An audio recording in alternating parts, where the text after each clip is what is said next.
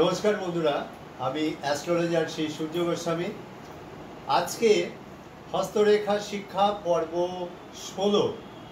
तो आज के कि शेखाबो आज के दुटो पॉइंट आछे। देखुन हाथगुलो सप्तके प्रथमे आंगुलगुलो किभाबे रयेछे एटा देखते हबे, कारण हाथ देखते गेले किन्तु प्रथमेई रेखा नय, रेखा देखते गेले तृतीय स्टेपे रेखा देखा उचित। प्रथम हाथटा ठीक এইভাবে হাতটা একজনকে দাঁড় করাতে বলতে হয়, এইভাবে হাত দাঁড় করাবো। তাহলে এই যে আগে এই হাতটার সম্পর্কে আলোচনা করব। তো এই যে হাতটা আপনারা দেখতে পাচ্ছেন, এই হাতটার দেখুন এই আঙুলটা সোজা, এটাও সোজা, এটাও সোজা, এটাও সোজা, কোনোটা বেঁকা নেই। কিন্তু কি রয়েছে এখানে দেখুন এই দুটো আঙুলের মধ্যে দূরত্বটা দেখুন, এদের মধ্যে দূরত্ব কিন্তু কম, স্বাভাবিক দূরত্ব, এদের মধ্যে স্বাভাবিক দূরত্ব এই দুটোর মধ্যে। কিন্তু এই যে অনামিকার মধ্যমার মাঝখানে এদের দূরত্ব কিন্তু বেশি। তাহলে এদের দূরত্ব যদি বেশি হয় এই মানুষেরা কেমন প্রকৃতির হবে সেটা বোঝাবো। প্রথমে সেই জন্য দেখতে হবে হাতগুলো কিরকম অবস্থায় রয়েছে। আবারও বলছি, হাত দেখতে গেলে প্রথমেই কিন্তু হাতের গঠন দেখা দরকার, কালার দেখা দরকার, হাতটা কি শ্রেণীর হাত এটা দেখতে হবে।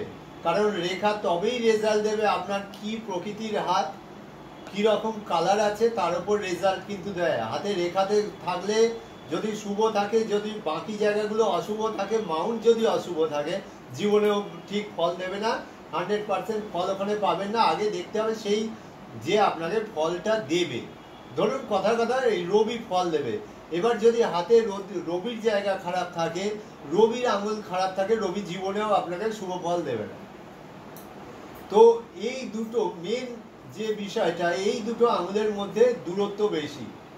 ফলটা কি হবে? ফলটা এইটাই হবে, এই মানুষটা কিন্তু ভবিষ্যৎ চিন্তা একদম করেন না।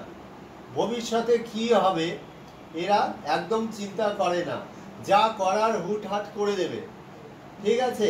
এরা একদম চিন্তা করে না কোনো কিছু রেজাল্ট যে কি হবে, করার সময় করে দেবে।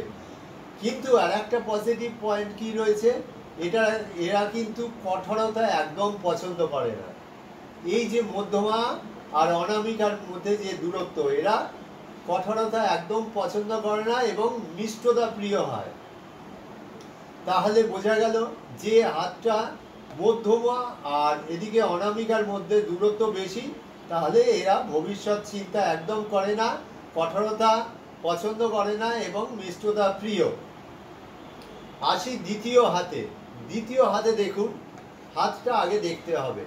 এখানে প্রতিটা আঙুল খুব সুন্দর, কিন্তু প্রতিটা আঙুল খুব সুন্দর, কিন্তু দেখবেন এই আঙুলের এই জায়গাটা কিন্তু খুব স্বাভাবিক নয়। এইখানে দেখবেন খুব স্বাভাবিক নয়।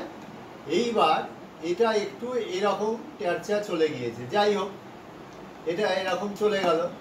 তাহলে আমি কি পাচ্ছি এখানে, ঠিক যেটা এখানে বললাম ঠিক সেম ব্যাপার। এইখানে অনামিকা আর কনিষ্ঠার মধ্যে কিন্তু দূরত্বটা বেশ বেশি দেখা যাচ্ছে। এরা কি টাইপের হতে পারে, এইখানে যদি এরকম ভাবে একজনকে বলতে হবে হাতটাকে রাখুন, তাহলে রাখলে তার আঙুলের ডিস্টেন্স গুলো আগে দেখে নিতে হবে, আঙুলের পেছনের গঠনটা দেখতে হবে, নখগুলো দেখে নিতে হবে।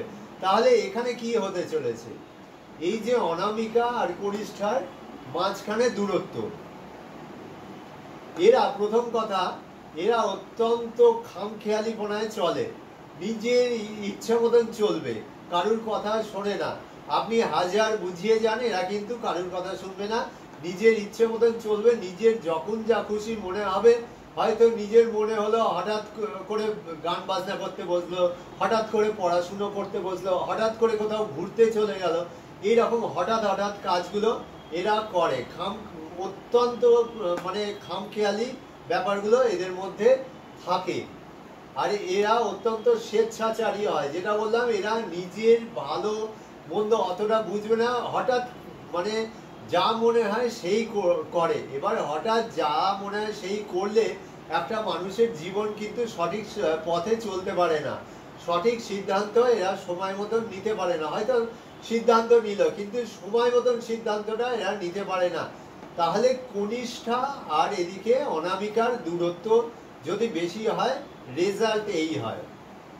ঠিক আছে, এগুলো যেন মনে থাকে, যারা শেখার জন্য দেখছেন তারা কিন্তু অবশ্যই মনে রাখবেন।